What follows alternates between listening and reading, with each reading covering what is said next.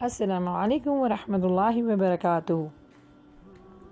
ماہ ذی الحجہ کے ابتدائی 10 ایام اللہ سبحانہ و تعالیٰ نے اس کی بہت زیادہ اہمیت اور اس کو بہت زیادہ شان عطا کی ہے۔ بہت سی حدیثوں اور قرآن کی آیتوں سے ان دنوں کی فضیلت بہت زیادہ ملتی ہے۔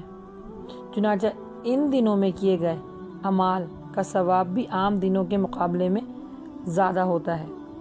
دیکھا جائے کہ ہم جو عبادتیں کرتے ہیں عام دنوں میں، ان دنوں عبادتیں کچھ خاص کرنے کے لیے نہیں ہیں، لیکن جو اللہ سبحانہ و تعالیٰ نے ہمارے اوپر فرض کیا ہے، جو سنت کی ہیں، اگر انہی کی ہم اہتمام اسپیشلی اس مہینے میں کریں گے تو اللہ سبحانہ و تعالیٰ نے اس کا اجر دگنا رکھا ہے اور پسند فرمایا ہے۔ تو جتنے بھی مفکرین ہیں وہ اس بارے میں فرماتے ہیں کہ جس شخص نے اس 10 دن کی عزت اور قدر کی، اللہ سبحانہ و تعالیٰ نے اس کو انشاءاللہ ان 10 چیزوں سے اس کو نوازے گا۔ اس کی عمر میں برکت ہوگی، رزق میں برکت ہوگی، عزت افزائی ہوگی، گناہوں سے وہ دور رہے گا، نیکیاں حاصل کرنے کے لیے اگر وہ دوڑ لگائے گا تو نیکیوں میں اس کو اضافہ ہوگا، اس کا اجر اللہ سبحانہ و تعالیٰ ڈبل دیں گے، دوزخ کی آگ سے بچائیں گے، جنت میں درجات اس کے بلند کریں گے۔ جس شخص نے مسکین کو یا کسی ضرورت مند کو خیرات دی ہوگی، اللہ سبحانہ و تعالیٰ اس کے لیے غیب سے اس کی مدد فرمائیں گے۔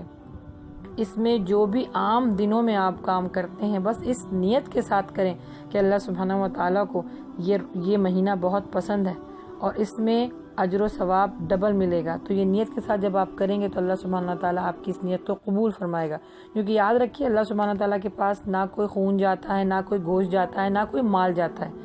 اللہ کے پاس جو کچھ جاتا ہے وہ آپ کی نیت ہے۔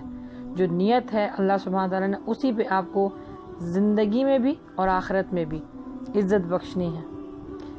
ذی الحجہ کے جو نفلی روزے ہوتے ہیں اس کو رکھنے کے بھی اللہ سبحانہ تعالیٰ نے بہت فضیلت رکھی ہے۔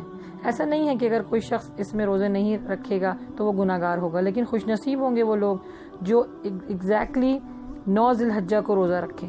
اللہ سبحانہ و تعالیٰ نے اس سے راضی ہوگا، وہ سوچیں کہ اللہ سبحانہ و تعالیٰ کے کتنے قریب ہوگا، کیونکہ یہ مہینہ حرمت کا مہینہ ہے۔ اس میں زیادہ سے زیادہ کوشش کیجئے کہ اپنے اللہ کو راضی کیجئے، کیونکہ حدیثوں کے الفاظ اس طرح ملتے ہیں کہ ایک شخص گانا سننے کا بہت زیادہ شوقین تھا، لیکن ذی الحجہ کے چاند دیکھ کر صبح اس نے روزہ رکھا تو اس کی اطلاع حضور مقبول صلی اللہ علیہ وسلم کو پہنچائی گئی۔ آپ صلی اللہ علیہ وسلم نے اس کو بلایا اور اس سے عرض کیا کہ تم نے ان دنوں کو روزہ کیوں رکھا ہے؟ تو اس نے کیا، یا رسول اللہ، یہ دن حج اور عبادت کا ہے اور میری خواہش ہے کہ اللہ حاجیوں کی دعاؤں کے ساتھ میری دعا کو بھی قبول فرما لے۔ تو رسول مقبول صلی اللہ علیہ وسلم نے فرمایا تو تم نے جو روزے رکھے ہیں اس میں اللہ سبحانہ و تعالیٰ نے تمہیں 100 غلام آزاد کرنا اور قربانی کا جو خون بہایا ہے، اللہ سبحانہ و تعالیٰ نے 100 اونٹوں کی اجر عطا فرمایا ہے۔ تو اللہ سبحانہ و تعالیٰ نے تو اس طرح ہم سب کو ان چھوٹی چھوٹی چیزوں پر اللہ نے اتنا زیادہ اجر رکھا ہے۔ تو کوشش کیجئے اس مہینے میں زیادہ سے زیادہ نیک عمل کریں اور گناہوں سے دور رہیں۔ السلام علیکم ورحمۃ اللہ۔